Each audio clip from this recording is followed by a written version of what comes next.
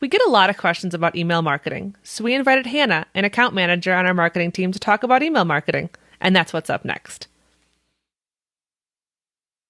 We're here, and we ditched Ryan, and we have Hannah from our agency team. We upgraded. Yeah. Woo. This is a better female to male ratio. You know. Yeah, for sure. Sorry, I'll take what I can get in the cycling industry. Hey, our company is there's a lot of females in big positions in our company. Yeah, isn't our highest up, like our steering committee, isn't it about 50% women now? You know, I'd have to count for a minute, but I'm not allowed in those meetings, so I don't know. No. But anyway. But yeah, we've got Hannah. She's an account manager on our agency team. She works with some of our largest clients. And we're here to talk about email marketing. Welcome, Hannah. Welcome, Thanks, Hannah. guys. Thanks for having me. It's an honor. Yeah. Good. And you, Susie, you and Hannah are both fresh off some presentations at Frostbite, right? We are. And Hannah, yours was directly related to email marketing, right? It was. Well, that's what we want to talk about. Why is that still important? Is email, or anybody still reading emails? They are. A lot of people are still reading emails. I like email marketing because it's a really good way to reach people. People are checking their inboxes all the time, and you can reach a targeted group, or you can do a large group and get as specific or as general with the messaging as you want. Cool. Do you see like certain types of emails performing better? You said maybe whether you can send out to your whole group or partially, or... Yeah, I think the targeted emails that are really narrowed in on a specific group of people based on their actions are what's most effective, which makes sense. Mm-hmm. The large emails to everyone else, they're still effective, but you're not going to get as high of a click-through rate. And in one of the benefits of this, that as you send more and more emails, you get back more and more data on the performance, and it helps a particular business really hone in on where they can be effective. Yep. So the more emails we send, the more data we get, like you said, Mark, and then we can figure out what people like, what people don't like, when they like to receive their emails, and then improve on how we're sending them from there. Yeah. So it's probably important just to develop like a cadence that works, for you or for the retailer kind of thing. Yeah. So everyone does it a little different. Some people like to do like Tuesday, Thursdays. Other people like to do just Fridays. But really we try to look at what works best for each company or each shop and then follow that trend. And sometimes we'll go out and, let's try another day of the week and just see how that goes. But once we find something, we stick to it often. Yeah, that makes sense. So some people will ask about, at least ask me about, I get too many emails. What do we do? Because that is a thing. I get a lot of emails. Some of them I read, some of them I don't. How do we work with that? Is that something should that stop me from thinking about email marketing? No, it should not, because you are receiving a ton of emails, which means it is a really competitive space to get people's attention, and it's competitive because it's working. So if you are not competing in that space, you're definitely not getting those people's attention. So it's all about the content of your emails, and then a lot of it is like the subject line and how are you in a split second getting someone's attention and capturing it enough for them to click. Yeah. So what's your process like? You said all those important things. Like, what do you start with? Start with we have a conversation about what the email's going to be about. And then sometimes we need to streamline it. Lots of ideas are great, but the most effective way to do things is one main subject and then maybe a couple of subtopics. You don't want to overwhelm people. So I guess getting the content narrowed down and really focused is the first step. And then the design should be consistent with your branding. So if you have specific colors or font that you use, it should definitely be used in your email so it's easy to be recognized. And then you can play around with the design, though. There's some really fun things out there, and I like this. I like the designs aspect because it gives our designers who are really talented a chance to be creative. And then most of the time, the shops love what we put out. So, and they of course approve it, or we go back for edits before it ever goes out live. Cool. Yeah. So you kind of mentioned that the subject line is the first thing that a customer is going to see. Do you have any tips for, or how do you write headlines or subject lines? Yeah, so it's tricky sometimes. You can really go into a rabbit hole and if you overthink it, but it should be short and it should be accurately telling you what's in the email, but it shouldn't be boring. So it's kind of a fine line. Something exciting, I guess. But again, short. You don't want a whole sentence. And then sometimes it's fun to throw an emoji in and I wanted to ask. Yeah. I like the emojis. I see a lot of them in my inbox and it definitely gets my attention. So if there's one that fits with the subject, we use bikes a lot, but I do like to That makes sense. reach out and see other things. That's a good tip, though. I mean, we're all getting these emails, and you're right. Some of them I see I can't help but open and look at. So is that something we talk to clients about, or anybody we would suggest considering it? Is what works for you? Yeah. Usually I talk to the client and say, do you have any ideas? Because depending on the personality of the shop, that can really affect how you're writing the email and like the voice of it. So if they have something that they really think would resonate strongly, we work on that. Sometimes it works. Sometimes we fine tune that a little bit. And then that's usually how we go about things. Or sometimes they're like, what do you think? And then I start thinking. You get to go crazy with it. Yeah. Yeah. And you said something earlier too that I think I get a lot of, it's almost like a lot of people still think more is better. But in these things you mentioned being maybe one main subject and a couple of subs, and people still ask for newsletters. I think that's the distinction. We're not suggesting they send a weekly diatribe out with 14 or 15 different topics, right? Right. Yeah, because people don't usually have time to read that. So keeping the email clean looking and then the copy short and to the point is really important otherwise. Because people probably aren't going to sit down and read your whole email no matter how short it is. Yeah. So you need to make sure that your design and the calls to action are getting your point across and having people take the action that you're intending. I think that's such a good tip too. When you're thinking about marketing your own business, like think about what catches your eye from other businesses. Like how do you pay attention to emails in your inbox? Do you what catches your eye with a subject line, or do you read a whole email? I don't. I don't really read whole emails normally. I think we're all pretty busy. So let's see what catches my eyes. Emojis catch my eyes, and then just like witty subject lines. But again, it's about the shop's voice. It can't be too edgy. You can't be too clickbaity. It's got to be accurate of what's in the email, but it still needs to be interesting. Yeah, I do like a good pun sometimes. Yeah, so do I. And in the right situations, they work great. Yep. Yeah, for sure. So. And there is a resource. Oh gosh, what is it called? I have it on my computer.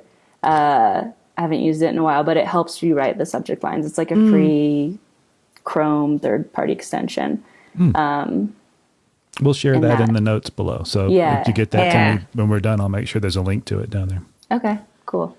That's a handy tool. So does it look at subject line length or the probability it might be spammy or that kind of stuff? Yeah, it looks at all that stuff. And then I think, I haven't used it in a while, but I think you type in like what you are thinking, and then it gives it a score based on its length and its words, what kind of words are in there.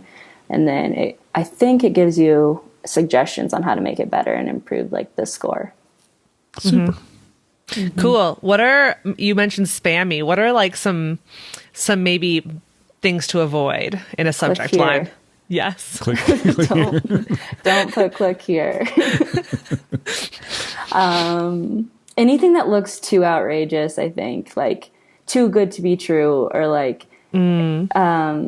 I think of the spam that I get, and it's like, if it has weird stars or like maybe things that aren't common English, it looks a little like it could be a trap. Yeah. And I don't click that. That's a good call. I think for a while we were seeing maybe like some things in all caps would get flagged for spam, especially like anything with free. Yeah. And I haven't used too much of that in the subject lines I've been putting out. So I haven't run into that lately. I think it's one thing if you capitalize like all caps, like one word or like two words, but if the whole subject line is in caps, I can definitely see how that's getting spammed. And off-putting all at the same time. All of it. Yes. Don't want to be yelled at. You know, we all have the aunt that sends all caps texts. Mm-hmm. Don't be that marketer. I know. Yeah, like for Smart Etailing, sometimes if we're releasing a new feature and I want to catch people's eye, I will put like new in all caps just to be like, you know, like good things. Cool. That's understandable, and I don't think that's spammy. Yeah. I hope not. I'm just like, please, this is something cool and now include it in your subscription. Yeah. Yeah. So what are the, I mentioned that thing where it feels like sometimes people want to do more when more is not the thing. What are some other maybe historical things that used to be okay that we ought to be looking out for, or just things in general as it relates to email marketing or other digital marketing? Speaking specifically to like accessibility issues or how screen readers will read things, a lot of times like an email that is purely all graphics can be kind of a deterrent. You want to include some text and of course have maybe some alt text on your graphics. That's one I've come across. Yeah, that's a good one. Colors with accessibility. Make sure the colors are accessible to people of all abilities. So you want to make sure that anyone who has a visual disability isn't excluded from your emails. So good contrast then. Yeah, good contrast. And then overall pleasant color schemes are nicer. That's kind of personal preference, but there's some colors that I don't think go together. And then as far as just regular digital stuff, like I know some people like slideshows on the homepage are really popular. But when you cram anything more than probably 3 slides into a slideshow, you're not really doing yourself justice. People aren't going to be seeing those. So keeping the slideshow short, if you have one, is highly recommended. Yeah. Mark, what do you think of? We covered a lot of it. I think it's still one of the best ways you can reach clients or customers. It's still super cost effective. Yeah. The tools for that, the MailChimps or the Constant Contacts are not prohibitively expensive. If you're handy with those tools, you can do it. If you need to outsource that work, it's not a project that's crazy expensive. Mm-hmm. So I think it's still an excellent medium, especially when our options are an ever more crowded organic social feed. That's in an algorithm you have to battle anyway. Mm-hmm. I think from the consumer standpoint, I think they still appreciate the control they have. They don't have to get those emails. If they don't want them, they can opt out of them. And which is that's probably one of the tools we use to decide if we're doing a good job. If an email gets 10% of its sin to get opted out, we didn't do a good job with that. If it's 1 or 2 people, that's okay. We did the right job. We're finding the right audience. I think it's still an excellent medium to get our message out. Yeah, absolutely. And, something I always kind of think about, whether, when I was building emails for retailers, I know Hannah is just like probably building emails just like all day, every day. So you're so immersed in it. But I know one thing that a tip, actually from Lauren, our agency director, was just like always focus on making it easy for the consumer. So whether it's, the subject line relates to the email, you have a main graphic that is catchy, nice to look at, and then kind of leads them through the things that would make sense and makes like there's intuitive links. So whether you're promoting a certain bike category, it's going to go to all your bikes are in that category, or, I think sometimes you just get sent to a lot of home pages. So just maybe think critically about where you're sending people. Yeah, they should. Customers or clickers, whoever's clicking, should be doing the least amount of work to get where they're supposed to be going. That's a really good way of thinking about it. Just like the least amount of work, the least number of clicks to get to what you want to show them. You think there's any physical mail in that airplane that's flying over, whoever's house that's flying over? My back door is open. that is definitely. It's nice out. Yeah. Yeah, it's really nice out today. Yeah. I think, we talk a lot about selling through emails. So do emails always have to have like an offer, you think, or do they always have to focus on products? No, I don't think so. I think a good mix of products and then education or knowledge is good because you are selling them things. Obviously, you're a business, but you also want to be their source or their go-to spot for cycling knowledge and advice.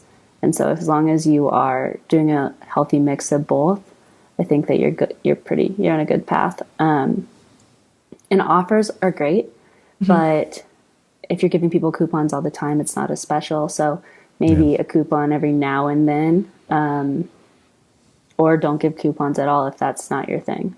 You don't have to give a coupon. I think that's a good point too, because when we talk about marketing, often the assumption is we're always selling something, and that's not necessarily true. Sometimes we're communicating important things, but not necessarily buy this thing. And certainly for sure, even if we're talking about product, it's not always on sale.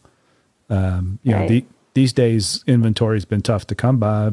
New categories have risen, like gravel and e-bikes. So sometimes we're just talking about those products. So it doesn't always have to be about a sale or the perception that they're getting something for free or for nothing. Isn't that true? Right. There's more than just the sale aspect of that. Definitely. Yeah. Cool. What else? But it is also a really good way to sell, especially targeted emails.